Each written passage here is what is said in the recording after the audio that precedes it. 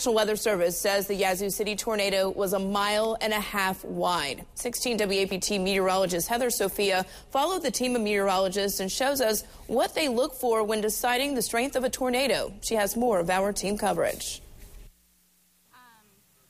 Almost a dozen trees were mangled in Helen Paul's yard in Yazoo County, but help arrived quickly.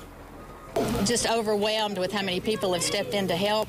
How good people we don't know, people from counties all surrounding us that have come in. There's just been a lot. I can't believe how much they've gotten done in one day. Just down the road from her, bark ripped from trees, and many were sliced in half. But like in here, you can see just about every tree is damaged or snapped. Alan Gerard is a meteorologist for the National Weather Service. Gerard and his team of surveyors are the ones who look at the destruction and decide the strength of the tornado.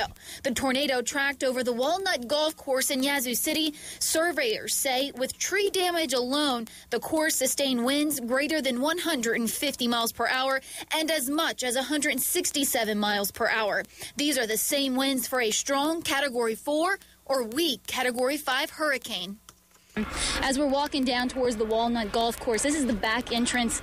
You can smell the pine, and you can see up towards the sky here. You can see where all the trees were snapped. And as you just heard from the Weather Service, this is probably the most extensive tree damage they've ever seen. The survey teams encountered this 6,800-pound mass of cement.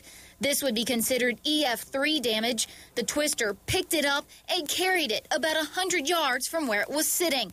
Reporting in Yazoo City, Heather Sophia, 16 WAPT News. A preliminary damage survey shows signs of an EF3 and a possible EF4 tornado in Yazoo City. If the twister is rated as an EF4, another survey crew will have to verify that damage tomorrow.